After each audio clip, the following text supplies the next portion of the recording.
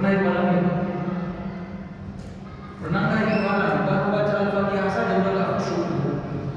Baru ayat keempat saja udah pudar khusyuknya. Itu kita yang awam ini memang apalagi kadang-kadang kalau berjamaah tak cocok dirasa imamnya, mundur itu hati ya.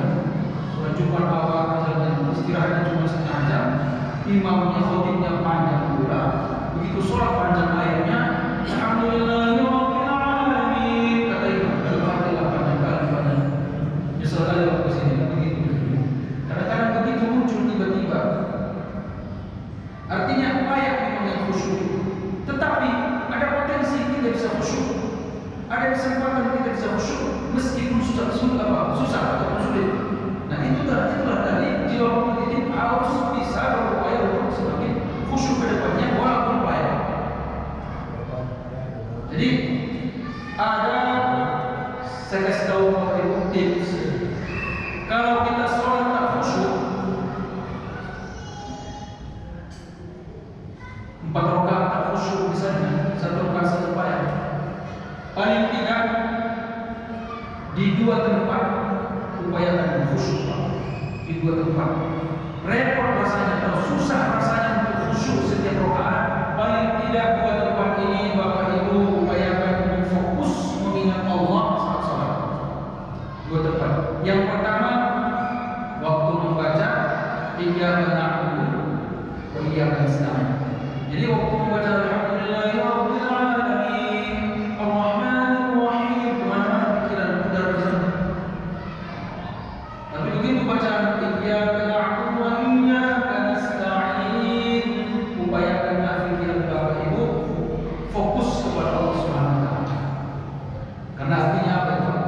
Iyyaka hanya kepada na'budu kami menyembah, wa iyyaka nasta'in hanya kepada kami minta pertolongan. Kalau pikiran kita kemana-mana, berarti kan tidak jelas kesaksian tadi, tidak jelas pengakuan bahwa kita hanya kepada Allah minta menyembah. Kalau pikiran kita justru diam.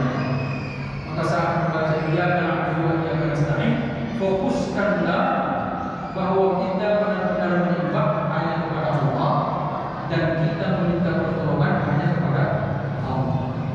Lagi pula, kalau bukan karena pertolongan Allah, kita tidak bisa bertahan saat kaki berlewat.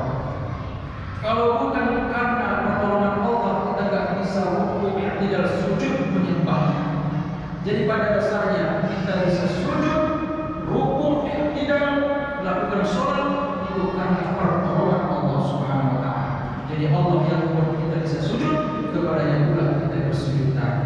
Maka saat membaca iyyaka na'budu wa iyyaka nasta'in, fokuskanlah, ingat betul-betul kita mengangkat takbir, kita mengangkat tangan, rukuk i'tidal, hanya pertolongan Allah yang bisa membuat kita seperti itu. Itu tempat yang pertama. Yang kedua,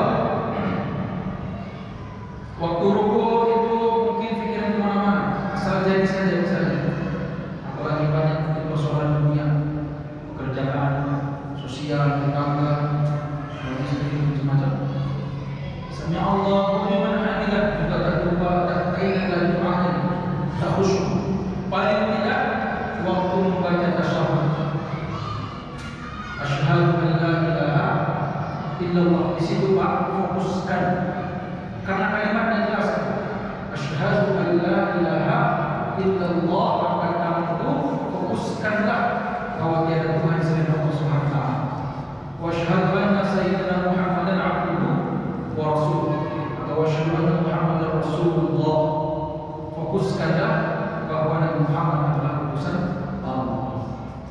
Yang lain mungkin tak bisa khusyuk, itu baca Al-Fatihah, rukuk i'tidal, sujud pun tak bisa khusyuk. Paling tidak 2 tempat ini diupayakan semaksimal mungkin agar benar-benar khusyuk.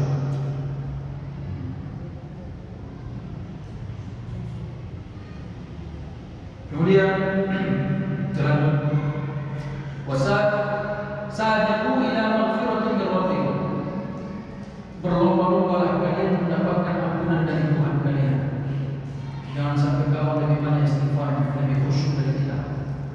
Wa jannatin 'arduha ka'ardis samai wal ardh, dan berlomba juga lah untuk mendapatkan yang luasnya seluas langit dan bumi. Boleh tidak kita sholat tujuannya supaya masuk surga? Boleh. Apakah seseorang itu ikhlas kalau ternyata dia sholat untuk surga? Tetap ikhlas. Ikhlas itu kan ada tiga. Ikhlasul adna, ikhlas wusta, ikhlas ulya. Ada ikhlas kategori yang paling rendah, ada yang tengah-tengah, ada yang paling tinggi.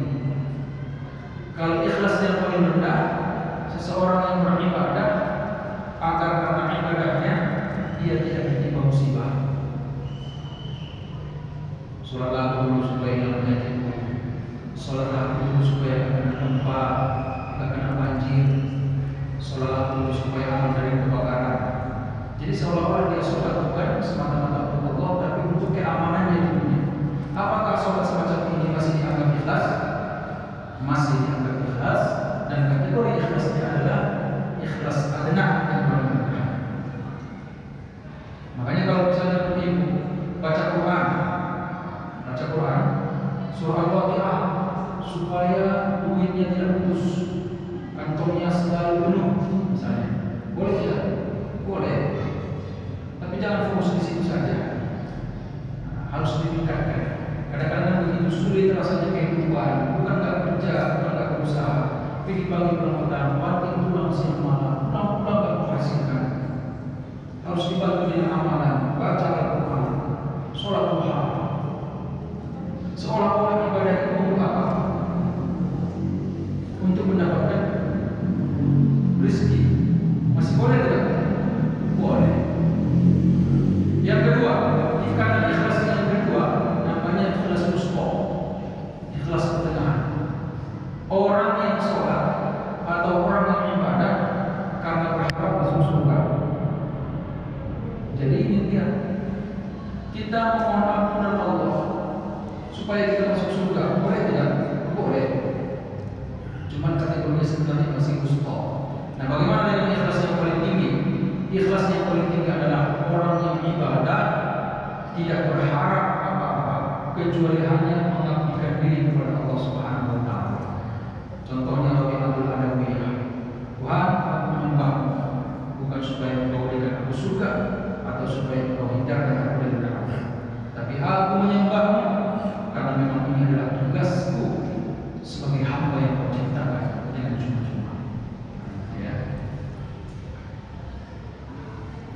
Jadi berlomba-lomba untuk mendapatkan surga boleh. U'iddat lil ladzina amanu billahi wa rasulih. Surga itu sendiri yang seluas langit dan bumi telah ditetapkan bagi orang yang beriman kepada Allah dan beriman kepada Rasul-Rasulnya. Dzalika fadlullahi yu'tihi man yasha. Itu merupakan karunia Allah yang Allah berikan kepada yang Dia kehendaki. Makna Dia kehendaki di sini artinya kita tidak bisa prediksi secara pasti apakah orang yang tidak ibadah menurut pandangan kita dapat ampunan Allah dan dapat surga atau tidak. Tidak bisa kita prediksi secara pasti. Itu makna mayyasha, karena Allah yang punya kehendak. Siapa yang Dia kehendaki untuk diberikannya surga akan Dia berikan. Siapa yang tidak dikehendakinya enggak Dia berikan. Walaupun menurut kita yang datang ini semua kan baik-baik, alhamdulillah, ibadahnya lengkap. Kira-kira apakah kita akan dijanjikan masuk surga atau tidak? Belum bisa diprediksi secara pasti. Kalau potensinya sudah ada, tapi kepastiannya belum. Karena Allah akan memberikan surga itu liman yasha, bagi yang dikehendakinya. Bagaimana pula dengan mereka yang tak ke masjid, yang tak mau ikut sholat di masjid, pengajian di masjid, di luar saja? Apakah mereka bakal tidak mendapatkan surga? Tidak dapat diprediksi secara pasti, walaupun potensinya kelihatannya tidak. Kenapa? Karena Allah akan memberikan surga liman yasha sesuai dengan yang Dia kehendaki. Ini memang harus betul-betul punya ikhlas, sifat ikhlas, sikap ikhlas dalam diri kita. Wallahu dzul fadlil azim. Allah Maha memiliki karunia yang sangat besar. Bapak Ibu hadirin dan hadirat jemaah yang dimuliakan Allah Subhanahu wa taala. Jadi malam hari ini sebenarnya kesimpulan dari pengajian kita ini adalah bagaimana menumbuhkan kembali jiwa kompetitif kita atau kecemburuan ibadah yang dilakukan agar kita berupaya melampaui atau berlomba-lomba untuk lebih banyak ibadah dibanding orang lain. Paling tidak, kalaupun tak bisa kita menambah kuantitas ibadah atau jumlah ibadah karena keterbatasan fisik yang kita punya, sudah terlalu tua, rukuk payah, sulit susah. Paling tidak kita perbanyak istighfar kepada Allah Subhanahu wa taala. Istighfar ini sendiri pun berlomba-lomba. Orang lain sekian, awak mesti sekian. Orang lain tak khusyuk, orang lain khusyuk, awak mesti lebih khusyuk lagi. Itu artinya. Jadi mungkin itu saja dalam hal ini Bapak Ibu. Mungkin ada topik lain yang bisa kita bincangkan, silahkan diangkat ke permukaan, dipertanyakan atau disampaikan pernyataan. Dipersilakan kepada Bapak Ibu.